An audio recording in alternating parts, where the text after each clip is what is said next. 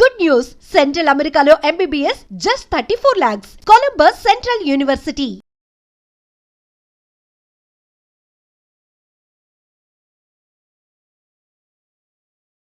Welcome to iDream media. So ఈ మధ్యకాలంలో చాలామంది కంప్లైంట్ చేస్తున్న విషయం ఏంటంటే అలసటగా ఉంటుంది, నీరసం కూడా అని.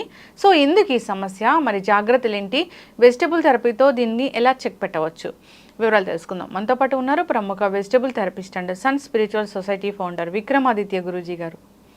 గురుగారు నమస్కారం అండి. సూర్యోస్మితలి గురూజీ, జనరల్గానే అలసటగా ఉంది, నీరసంగా ఉందని చెప్తూ ఉంటారు. ఎప్పుడు చాలా టైర్డ్ అయినా, నిద్ర లేకపోయినా ఇలాగా.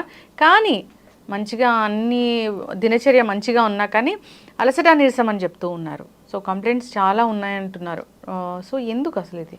ఇప్పుడు ఉన్నటువంటి పరిస్థితులలో మనిషికి శ్రమ అంటే ఎప్పుడు అలసట నీరసం అనేది వస్తుందంటే ఒక వ్యక్తి తనకున్నటువంటి పరిధులలో తను చేస్తున్నటువంటి పనులలో నెంబర్ ఆఫ్ టైమ్స్ కాళ్ళని చేతులని ఎక్కువగా ఉపయోగించడం ద్వారా అలసిపోతాడు. అది శారీరక శ్రమ. కానీ మరి ఎలాంటి శారీరక శ్రమ చేయకుండా ఒక రూమ్లో కూర్చొని పని చేస్తూ కూడా అలసిపోతున్నారు. ఇది మానసికమైనటువంటి శ్రమ, మెంటల్ వర్క్ అనమాట. మానసికంగా వర్క్ చేయడం అంటే ఇంటలెక్చువాలిటీ వర్క్ అంటారు. అక్కడ మరి భౌతికంగా ఫిజికల్గా అలసిపోవడానికి మానసికంగా అలసిపోవడానికి వ్యత్యాసం ఏంటి అంటే మన ఈ అలసటలో ఉన్నటువంటి ప్రధానమైనటువంటి మానసికమైనటువంటి అలసట, శారీరకమైన అలసట, ఇట్లా రెండు ఉంటాయి. అంటే ఇప్పుడు అందరూ కూడా ఫిజికల్ శ్రమ చేసే వాళ్ళు చాలా తక్కువ ఉంటారు. సిటీస్లో అది మనకి కనపడదు. మన కంట్రీస్కి వెళ్తే ఫిజికల్ వర్క్స్ అనేవి పెద్దగా ఉండవు. అదంతా కూడా మనం తెలివితేటలతో బ్రెయిన్ని వాడడం ద్వారా శ్రమ పడుతూ ఉంటుంది. మరి ఇప్పుడు అలసట అనేది, విశ్రాంతి అనేది దేనికి అవసరం? శరీరానికా, మెదడుకా? మెదడుకి. కానీ మరి మెదడుకి విశ్రాంతి ఇవ్వడం అనేది మన చేతుల్లో ఉంటుందా? ఉండదు. మీరు అమ్మ ఇప్పుడు నా పక్కన కెమెరా ఉంది, దాని గురించి ఆలోచించకండి అన్నాను అనుకోండి, మీ దృష్టి ఇమీడియట్గా దాని మీదకి వెళ్తుంది. అవును, వద్దంటే రిమైండ్ చేసినట్లు అవుతుంది. మీరు ఏదైతే వద్దంటారో అది చేస్తూనే ఉంటుంది. అంటే ఈ మెదడు ఆలోచించడం లేకపోతే దానికి విశ్రాంతి ఇవ్వడం అనేది 100% జరగదు ఎప్పటికీ. మీరు ఫిజికల్గా పని చేయకుండా విశ్రాంతి తీసుకోండి అంటే కూడా పడుకోగలుగుతారు, విశ్రాంతి తీసుకోగలుగుతారు, కూర్చోగలుగుతారు. కానీ అప్పుడు కూడా అలసిపోతూ ఉంటారు. మరి దీనికి ఇప్పుడు మీరు అలసట అనేది ఇప్పుడు శరీరానికి మెదడుగా అంటే మీకు అర్థమైంది, ఇది మెదడుకు సంబంధించినటువంటి సమస్య. భౌతికంగా చూడు, ఇంత పని చేస్తే ఇంత అలసిపోతారు అన్నప్పుడు ఇంతకన్నా ఎక్కువ పని చేసే వాళ్ళు ఉంటారు, వాళ్ళు అలసిపోరు. అవును. ఇక్కడ మనకి మన వ్యవస్థలో, మన శరీరంలో ఈ మెదడుకి కావలసినటువంటి ఆక్సిజన్, ఎనర్జీ ఏంటంటే ఆక్సిజన్. భౌతికంగా ఎనర్జీ కావాలనుకుంటే బి కాంప్లెక్స్, B12 ఇంజక్షన్లు అవి చేయించుకుంటారు, ఫిజికల్గా స్ట్రాంగ్ మంచి ఫుడ్ తీసుకుంటారు. ఇక్కడ మనకి ఈ మెదడుకి కావలసినటువంటి పోషకాలు ఇవ్వగలగాలి. అది మనకి ప్రధానంగా ప్రాణాయామంలో ఆక్సిజన్లో లభిస్తూ ఉంటుంది. మంచి చెట్ల కింద, ఇప్పుడు వ్యవసాయం చేసేవాళ్ళు రైతులు ఉంటారు, పొద్దుట దిగుతారు, చేస్తూనే ఉంటారు. వాళ్ళ దగ్గర అలసిపోరే. మధ్యాహ్నం భోజనం చేసిన తర్వాత ఒక అరగంట అలా చెట్టు కింద వచ్చిన తుండేసుకుని పడుకుని విశ్రాంతి అయిపోయింది. మళ్ళీ సాయంత్రం వరకు ఫుల్ రీఛార్జ్. ఎవరైతే తక్కువ సమయంలో డీప్గా నిద్ర అనేటువంటి స్థితికి వెళ్ళిపోతారు, అది మన భాషలో మనం చెప్పుకోవాలంటే మెడిటేషన్, స్టిల్నెస్కి వెళ్ళిపోతారు, వాళ్ళు 1 అవర్ తీసుకున్న రెస్ట్ 8 అవర్స్ వరకు ఉపయోగపడుతూ ఉంటుంది. ఇది ఫిజికల్గా. ఇక మానసికంగా ఎప్పుడూ కూడా ప్రతిదాన్ని టాక్సిన్స్, వ్యర్థాలను తీసుకోకుండా అవసరానికి తీసుకుని వదిలేస్తూ ఉండాలి. అప్పుడు ఈ వెయిట్ పెరగకుండా, శ్రమ పడకుండా మిషన్ చాలా ఈజీగా వర్క్ చేస్తూ ఉంటుంది. ఖచ్చితంగా గురూజీ. చాలామంది శారీరక శ్రమ చేసిన, మీరు అన్నట్లు రైతులు కావచ్చు, బయట వర్క్ చేసే వాళ్ళు కావచ్చు, ఫిజికల్గా ఎంత కష్టపడినా కానీ అలసిపోరు. ఏ పని లేకపోయినా, ఇంట్లో ఎక్కువ కష్టపడకపోయినా అలసిపోతారు. మాటికి అలసట, నీరసం, చిరాకు, కోపం ఇలా కూడా ఉంటాయి చాలా మందిలో. దానికి కారణం మీరు అన్నట్లుగా నిజంగానే ఇది మనసుకు సంబంధించింది. అలాగే ఎన్విరాన్మెంట్, మన చుట్టూ ఉన్నటువంటి ఎన్విరాన్మెంట్లో మనం వాడుతున్నటువంటి గార్బేజ్ ఏదైతే ఉన్నాయో మనం పెట్టేస్తూ ఉంటాం, అవును. బాగుంది అది ఇది అని చెప్పేసి, ఇవి కూడా మన మెదడు మీద ప్రభావాన్ని చూపిస్తుంటాయి. ఇంట్లో పెట్టే వస్తువులు. ఇప్పుడు నేను మీతో మాట్లాడుతున్నాను, నాకు లెఫ్ట్ సైడ్ నా ఐకి ఒక గ్రీన్ మొక్క కనిపిస్తుంది, మీ పక్కన కొంచెం కెమెరా ఉంది, ఇటు సైడ్ ఇప్పుడు డోరు గాలేసి అటు ఇటు ఊగింది, ఆయన రాజుగారు కూర్చుని ఏదో చేస్తున్నారు, ఇదంటే 360 డిగ్రీస్లో ఇవన్నీ చూసేస్తూ ఉంటుంది. మీకు విశ్రాంతి కావాలి అన్నప్పుడు చాలా మంది అలసిపోయాను రెస్ట్ తీసుకుంటానని సెల్ ఫోన్ చేత్తో పట్టుకుంటాను. అవును, విశ్రాంతి దేనికి వచ్చింది? బాడీకి వచ్చింది, మైండ్కి రాలేదు.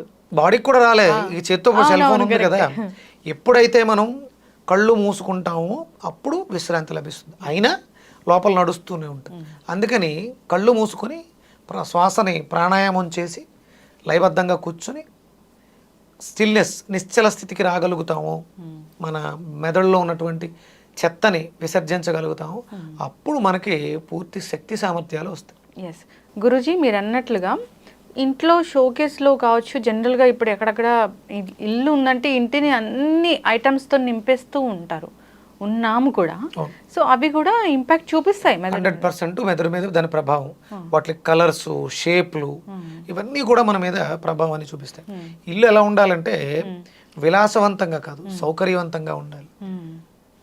సౌకర్యంగా అంటే మనకి ఏం కావాలో అవి మాత్రమే ఉండాలి. ఇప్పుడు అవసరానికి మించి మనం చెత్తని పెంచేసుకుంటూ ఉన్నాం, అది మన బుర్రల్లో కావచ్చు, మన ఇంట్లో కావచ్చు. ఆ స్టేట్ వెళ్ళాము, ఇది తెచ్చాము, ఈ షో పీస్ తెచ్చాము, ఇలాగా అలాగా. మీరు సముద్రం ఒడ్డుకి వెళ్ళి కూర్చుంటారమ్మా, అక్కడ ఏముంది?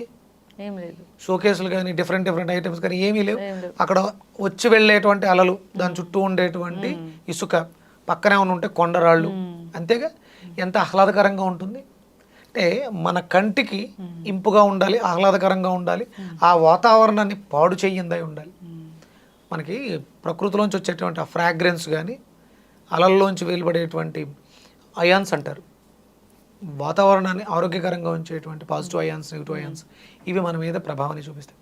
స్వచ్ఛమైనటువంటి గాలి ఉండే విధంగా కంటికి ఇంపుగా ఉండేటువంటి న్యాచురల్ రంగులు కానీ ఇవన్నీ కూడా మన మీద, మన మెదడు మీద ప్రభావాన్ని చూపించి మనకు ఆ ప్రశాంతతని తీసుకొస్తాయి. దీనికి ప్రధానంగా అంటే ఇది ఒక భాగం అయితే, మనం తీసుకుంటున్నటువంటి ఆహారాల్లో సత్వ, తమో, రజోగుణ ప్రధానం. మనం ఇప్పుడు అందరం కూడా రజోగుణ ప్రధానమైనటువంటి ఆహారాలు అధికంగా తీసుకుంటాం.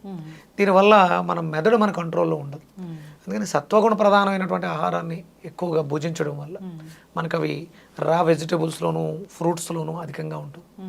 వీలైతే తినగలిగితే పచ్చివి కొరుక్కుని నమిలి తినటం ఒకటి, కుదరదు అనుకున్నప్పుడు జ్యూస్ ఫామ్లో చేసుకుని నెమ్మదిగా తింటున్నట్టుగా. కాయని తినలేము, జ్యూస్ని తినొచ్చుగా. ఒక బూడిద గుమ్మడికాయ, చిన్న అల్లం ముక్క, ఒక 3 తమలపాకులు వేసి జ్యూస్ చేసుకున్నాం, దాన్ని బూడిద గుమ్మడికాయ ముక్కల్ని నములుతున్నట్టుగా ఒక సిప్ చేయడం, నమలటం, అలా తీసుకోవాలి. అంటే బూడిద గుమ్మడికాయ గురించి ప్రత్యేకంగా ఎందుకు మాట్లాడానంటే అద్భుతమైనటువంటి బ్రెయిన్ టానిక్ బూడిద గుమ్మడికాయ. చాలా ఆరోగ్య లాభాలు ఉన్నాయి ఈ బూడిద గుమ్మడికాయ జ్యూస్లు అని చెప్తూ ఉన్నారు, చాలా ఫేమస్ అయిపోయింది అసలు. అది ఎప్పుడో ఫేమస్, ఇంతకు ముందు వాళ్ళు గుర్తించారు, మనం ఇప్పుడిప్పుడే గుర్తిస్తున్నాం. మళ్ళీ దాని మీద కూడా ఏదో అపోహలు, అవి ఇవి రాంగ్ కామెంట్స్ అవి చేస్తూ ఉన్నారు. బూడిద గుమ్మడికాయ చాలా విశిష్టమైనది. ఒక 2-3 కోట్ల రూపాయలు పెట్టి కట్టిన ఇంటికి బయట 50-60 రూపాయలు ఉండే బూడిద గుమ్మడికాయ కాపాడుతుంది దిష్టి తగలకుండా. అంటే దిష్టికేనా గురూజీ కట్టేది అసలు దాన్ని? అది ఇప్పుడు అంత పెద్ద ఇంటిని ఒక చిన్న బూడిద గుమ్మడికాయ దిష్టి తగలకుండా కాపాడుతుంది అన్నప్పుడు దాన్ని ఆహారంగా తీసుకుంటే మనల్ని ఎంత కాపాడుతుంది? పూర్వం సహజంగా అవన్నీ కూడా వంటింట్లో ఉట్టెల్లో ఉండేవి. ఒకసారి తెచ్చిపెట్టుకుంటే 2-3 సంవత్సరాలు బ్రతుకుంటుంది, అది పాడవదు. 2-3 సంవత్సరాల తర్వాత మీ ఇంట్లో ఏమైనా నెగిటివ్ ఎనర్జీస్ ఉంటే కుళ్ళిపోతుంది. అంటే ఇంటి వాతావరణాన్ని మనకి ఎక్స్పోజ్ చేస్తుంది.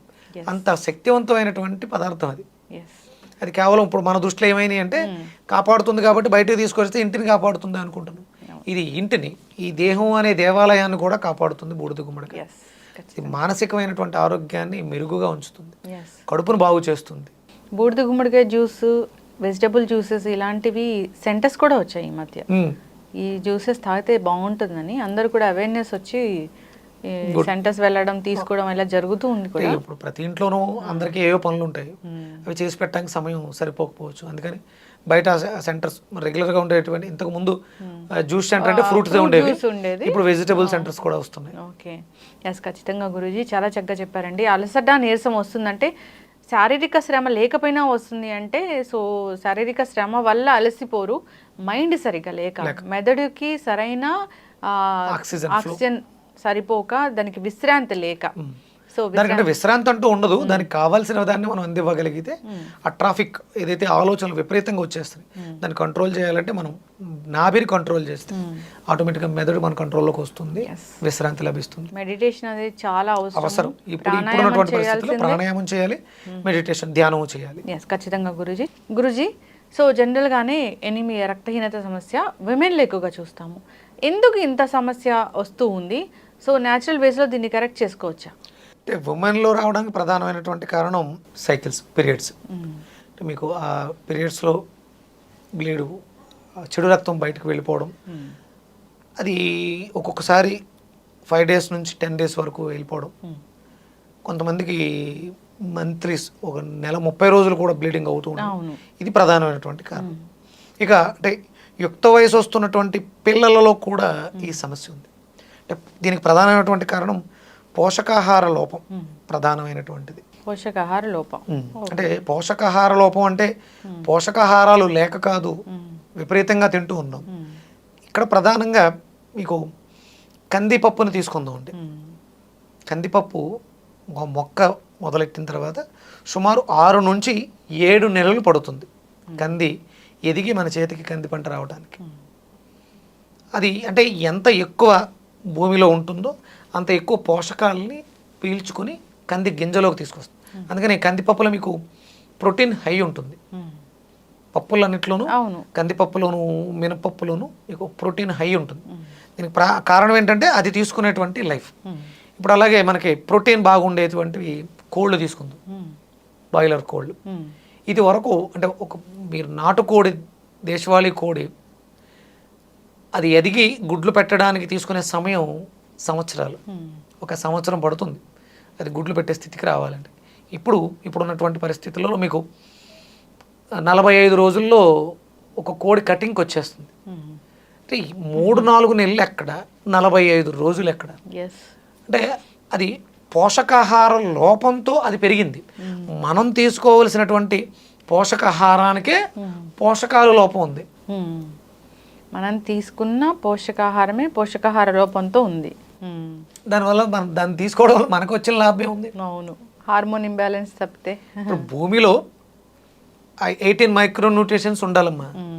ఆ 18 మైక్రోన్యూట్రిషన్స్ మనం లోపలికి వెళ్ళి మన శరీరంలో ఉన్నటువంటి మైక్రోన్యూట్రిషన్స్తో కలిసి మనకి కావలసినటువంటి రక్తాన్ని తయారు చేయాలి. ఎముకలు బాగుంటే, కాల్షియం బాగుంటే, విటమిన్ డి బాగుంటే లోపల మధ్యలో ఐరన్ ప్రొడ్యూస్ అవుతుంది. ఎముకలే సరిగా లేవు, విటమిన్ డి లేదు, కాల్షియం డెఫిషియన్సీ. మన బాడీ, మీరు బయట నుంచి చాలా రకాల మెడిసిన్స్ ఇస్తారు, ఐరన్ సప్లిమెంట్స్, ఐరన్ ట్యాబ్లెట్లని, ఫోలిక్ యాసిడ్ ట్యాబ్లెట్లని, ఓరోఫర్ ఇంజక్షన్లని ఇలా ఇస్తున్నారు. ఇవన్నీ కూడా ఏమైపోతున్నాయి మరి? పెరగాలి కదా. అంటే ఎక్కడో మనం తీసుకుంటున్నటువంటి పదార్థాల్లో ముందు ఫస్ట్ లోపం మనలో ఉంది. దాన్ని మనం గుర్తించలేకపోతున్నాం, తీసుకోలేకపోతున్నాం. అంటే ప్రతిదీ మనం పాడు చేసుకుంటూ వెళ్ళిపోతున్నాం. మనకి ఏం దొరుకుతాయి? దాన్ని మనం మార్చుకోగలిగితే ఆహారాన్ని, భూమిలో ఎలాగ దొరకట్లా, కనీసం మనలో అంటే మనకి గాలిలోంచి శక్తిని స్వీకరించి మన శరీరం అంటే ఇవన్నీ తినకుండా కూడా బ్రతికేయచ్చు, ఆహారం లేకుండా కూడా బ్రతకొచ్చు. కానీ అంటే ఇప్పుడున్న రోజుల్లో అది కష్టం. కాబట్టి ఆహారం తీసుకోవాలి. మరి ఆహారంలో పోషకాహార లోపం ఉంది. ఎలా అంటే ప్రకృతిలో ఉన్నటువంటి శక్తిని స్వీకరించి మనకి శక్తి 3 రకాలుగా వస్తూ ఉంటుంది. సన్ నుంచి వస్తుంది, ఎయిర్ నుంచి వస్తుంది, ఎర్త్ నుంచి వస్తుంది. సన్ ప్రాణ, ఎయిర్ ప్రాణ, ఎర్త్ ప్రాణ. ఈ 3 ప్రాణశక్తుల్ని తీసుకుని మనలోనే ఆ మైక్రో న్యూట్రిషన్స్ని తయారు చేసుకోవచ్చు. అప్పుడు పదార్థంలో ఉన్నటువంటి వాటిని అది తీసుకోవడానికి అవకాశం ఏర్పడుతుంది. మనలో రికార్డ్ లేదు, లోపలికి ఏదో పంపించాం, ఎలా గుర్తిస్తుంది? ప్రధానంగా మనం నోటిని శుద్ధంగా ఉంచుకోవాలి. మనం వాడే పేస్ట్ ఒక రకమైనటువంటి మత్తు పదార్థం లాంటిది. చుట్టూ ఒక లేయర్ని ఏర్పాటు చేయడం ద్వారా ఆ రిలీజ్ అవ్వాల్సినటువంటి ఆల్కలైన్ లాలాజలం రిలీజ్ అవ్వట్లేదు, అందులోంచి మైక్రో న్యూట్రిషన్స్ కూడా రావట్లేదు, ఫుడ్లో ఉన్నటువంటి మైక్రో న్యూట్రిషన్స్ని గుర్తించలేకపోతుంది. ఇక్కడ ముందు ఫస్ట్ మనం దంతధావనాన్ని మార్చుకోవడం ద్వారా దీన్ని పొందొచ్చు. అలాగే మనం తీసుకునే ప్రతి పదార్థాన్ని ఎక్కువసేపు నమలాలి, రుచిని ఆస్వాదించాలి. గబగబా మింగేస్తున్నాం ఏది తిన్నా. అంటే మనకు సామాన్యంగా చెప్తారు, మీరు ఏదైనా నోట్లో పెట్టుకుంటే 32 సార్లు నమలాలి. నమలడం లేదు, ఏం లేదు. ఇప్పుడు మీరు కేవలం పళ్ళు తోముకున్నప్పుడు కూడా పుక్కిలిస్తాం కదా ఉయ్యటానికి, అది సుమారు 12 సార్లు చేయాలి. ఎన్నిసార్లు చేస్తున్నాడు? బ్రష్ చేసింది 2 times 3 times అంతే. అంతే. ఇవన్నీ చెయ్యగలిగితే దాన్ని పదార్థంలో ఉన్నటువంటి ఏదైతే మనకు కావాలో దాన్ని మనం గుర్తించగలుగుతాం. ఖచ్చితంగా గురుగారు, మీరు చెప్పిన దాన్ని బట్టి అర్థమైంది ఏంటంటే, ఎప్పుడైతే మన గురించి మనం జాగ్రత్త తీసుకోవడం ఆపేసామో అప్పుడు జబ్బులు వస్తాయి. అందుకని ముందు ఫస్ట్ ఇక్కడ మనం ఎనిమిక్లోంచి బయటపడాలి అంటే మనం ప్రతి పదార్థాన్ని ఆస్వాదించాలి, ఎక్కువసేపు నమలాలి. ఇందులో ప్రధానంగా భోజనాలు చేసే సమయంలో, టిఫిన్లు చేసే సమయంలో మన ఎదురుగుండా ఉన్నటువంటి ఒక స్క్రీన్ మనల్ని నమలనివ్వట్లేదు. ఏంటది? టీవీ. తినేటప్పుడు టీవీ చూడొద్దు, తినేటప్పుడు సెల్ ఫోన్ చూడొద్దు. తినడం కోసమే కదా ఇంత శ్రమ పడుతున్నాం. అవును. ఆ తిండిని ఆస్వాదించలేకుండా ఫోన్లు మాట్లాడుతాను, పక్క వాళ్ళతో మాట్లాడుతాను, టీవీ చూస్తాను. ఎందుకు? ఇవన్నీ పక్కన పెట్టి అన్నం పరబ్రహ్మ స్వరూపంగా ఎవరైతే తృప్తిగా నమిలి నమిలి నమిలి భోజనం చేస్తారో వాళ్ళకి ఏ అనారోగ్యమూ రాదు. ప్రధానంగా మనకు వచ్చే ప్రతి అనారోగ్య సమస్యకి quality of blood, quantity of blood, purity of blood, రక్తం శుద్ధిగా లేకపోవడం, సరిపడగా లేకపోవడం, దానికి ఉండాల్సినటువంటి విటమిన్స్ మినరల్స్ లేకపోవడం, ఇది ప్రధానమైనటువంటి. ఇది రావాలంటే మీరు ఆహారాన్ని నోటిలోనే లోపలికి వెళ్ళిన తర్వాత డస్ట్బిన్ అది ఏమీ పనిచేయదు, బాగా నమలాలి, నమిలి నమిలి తినాలి. మీరు చిన్నపిల్లల్ని ఎప్పుడన్నా గమనించారో లేదో, ఒక ముద్ద పెడితే వాళ్ళు బొగ్గను పెట్టుకుంటారు, తినరు. మీరు కొడతారు, త్వరగా తిను త్వరగా తిను, మింగు మింగు అని. వాడికి తెలుసు అన్నం ఎలా తినాలో. ఎదిగే కొద్దీ మనం పెట్టే కంగారుతో వాడు దాన్ని మర్చిపోతున్నాడు. నోట్లోనే ఎక్కువసేపు దాన్ని బాగా మెత్తగా జీర్ణం అయిపోయేలా నవలాలి. అప్పుడు అందులోని ఎంజైమ్స్ అన్నింటినీ నోరే తీసుకుని ఆ ఆర్గాన్స్కి పంపిస్తూ ఉంటుంది, అవి యాక్టివ్ చేస్తూ. ఆ రోజు మళ్ళీ రాగలిగిన రోజు ఏదీ సమస్య కాదు. ఇక మీకు బాడీలో ఐరన్ పెరగాలి, హెమోగ్లోబిన్ పెరగాలి. ఇనప వస్తువులు ఎప్పుడన్నా విన్నారా? ఐరన్ బాండీలు విన్నారా? విన్నాము. పూర్వం మన ఇళ్లలో అన్ని మ్యాక్సిమం ఐరన్కి సంబంధించినవి ఎక్కువ ఉండేవి. ఇనప మూకళ్ళు, అంటే వాటిల్లో పదార్థాలు వండుకోవడం ద్వారా దానికి ఐరన్ యాడ్ అవుతూ ఉంటుంది. అలాగే మనకి నువ్వుల నూనెలో కూడా ఐరన్ ఉంటుంది. ఈ పాత్రలో ఉండడం ఇంకొంచెం యాడ్ అవుతూ ఉంటుంది. అంటే ఏ పాత్రలో వాడతామో ఆ పాత్ర యొక్క గుణం కూడా దాంట్లో ప్రవేశిస్తుంది. అంతే కదా గురువు గారు, అల్యూమినియం వాడుతున్నారు, క్యాన్సర్ వస్తున్నారు. రాగి బిందులో నీళ్లు వేసుకున్నప్పుడు అందులో ఆ కాపర్ కూడా యాడ్ అయ్యి మనకు ఆరోగ్యాన్ని చేకూరుస్తుంది. కొన్ని పదార్థాలు అంటే పాలు లాంటి పదార్థాలని ఐరన్ వాటిలో కాయిటి తోడు పెట్టుకోవడం ద్వారా కూడా మన బాడీలో ఐరన్ పెరుగుతుంది. ఐరన్ బాండీలో పాలు కాగబెట్టి పాలు తోడు పెట్టుకోవాలి. కాల్షియము ఐరన్ రెండు వెళ్తుంది. వీలైతే ఐరన్ డెఫిషియన్సీ ఉన్నవాళ్ళు మంచి ఇనప మూకుల్లో నీళ్లు మరగబెట్టుకుని ఆ నీళ్ళతో గ్రీన్ టీ కానీ ఆ నీళ్ళని నిమ్మకాయ పిండుకొని కానీ తాగితే మీకు ఐరన్ వస్తుంది. బాడీలో ఐరన్ అంటే అవసరం, డెఫిషియన్సీ ఉంది కాబట్టి ఐరన్ను ఎక్కువ వాడటం అవి చేయాలి. చూడండి, మీకు ఫిట్స్ వస్తాయి, మనకి ఫిట్స్, మూర్ఛవ్యాధి, అప్పుడు ఐరన్వి చేతిలో పెడతారు. అంటే డెఫిషియన్సీ ఏంటి వాళ్ళకి? అంటే ముట్టుకుంటేనే ఎనర్జీ లోపలికి వెళ్తుంది అన్నప్పుడు ఆ పాత్రలో పదార్థాలని వండుకుని భుజిస్తే, అంటే మీరు కూరలు అవి వండకూడదు, రంగులు మారిపోతాయి, నలుపు అయిపోతుంది. మీరు ఐరన్ ట్యాబ్లెట్ కూడా నల్లగానే ఉంటుంది. ఐరన్ ట్యాబ్లెట్ వేసుకున్నప్పుడు మనకి ఎలిమినేషన్ మలం కూడా నల్లగా వస్తుంది. కూరలు వండితే నల్లగా అయిపోతే ఆ స్మెల్ కూడా మనం ఆస్వాదించలేం, భరించలేం. అందుకని మంచినీళ్ళు కానీ పాలు తోడు పెట్టుకోవడం కానీ ఐరన్ బాండీలో చేస్తే మనకి ఐరన్ బాడీలో ఐరన్ పెరుగుతూ ఉంటుంది. ఓకే, ఐరన్ డెఫిషియన్సీ వల్ల ఇలాంటి ఇష్యూస్ అనేవి వస్తుంది. ఎస్, ఖచ్చితంగా గురువుగారు చాలా చక్కగా చెప్పారండి. నిజంగానే మన జీవన విధానం ఎప్పుడైతే మారిపోయిందో, ఆధునికంగా వచ్చేసాము, అల్యూమినియం పాత్రలు వాడడం ఇలాంటివి చేసాము. సో ఐరన్ ఎప్పుడో అసలు పక్కన పెట్టేసాము. దానివల్ల ఇలాంటి ఇష్యూస్ వస్తూ ఉన్నాయి. జాగ్రత్తలు తీసుకోవాలని కోరుకున్నాం. మరి వెజిటబుల్ థెరపీలో ఏముంది దీనికోసము? ఎలాంటి వెజిటబుల్ తీసుకోవాలి? మనకి ఐరన్ పెరగడానికి ఇందులో మనం వెజిటేబుల్ థెరపీ బి కాంప్లెక్స్కి సంబంధించి మునక్కాడ విరివిగా వాడుకోవడం ద్వారా బి కాంప్లెక్స్ ఫ్యామిలీ మొత్తం వస్తుంది దాంట్లో ఎస్, వాడుకోవాలి. అలాగే విటమిన్ డి కూడా అవసరం, దానికి మనం ఎండు కొబ్బరిని తీసుకోవటం చాలా మంచిది. ఎస్, ఎండు కొబ్బరి ఒకటి, ఎండు కొబ్బరి, నువ్వులు ఇవి రెగ్యులర్గా తీసుకోవటం. ఎండు కొబ్బరి, నువ్వులు, ఖర్జూరం కలిపి ఉండల్లా చేసుకుని తినడం. అలాగే మునక్కాడని విరివిగా వాడటం. అలాగే మునగాకు కూడా చాలా మంచిది, మునగాకు కారపొడి ఇలా చేసుకోవడం కూడా మంచిది. ఎస్, ఖచ్చితంగా గురూజీ. సో వెజిటబుల్ థెరపీలో దీనికి చక్కటి పరిష్కారమే ఉంది. ఈ కోకోనట్ని విరివిగా తీసుకోవాలి, కొబ్బరిని తీసుకోవాలి, ఎండు కొబ్బరిని. సో అంతేకాకుండా ఈ మనం ఏదైతే యూస్ చేస్తామో పాత్రలు వాటిని కూడా మార్చాలి. కంపల్సరీ. సో అల్యూమినియం అసలు వాడకూడదు. సో ఈ జాగ్రత్తలు తీసుకోవాలని కోరుకుందాం గురుగారు. ధన్యవాదాలు. సూర్యస్మృతి.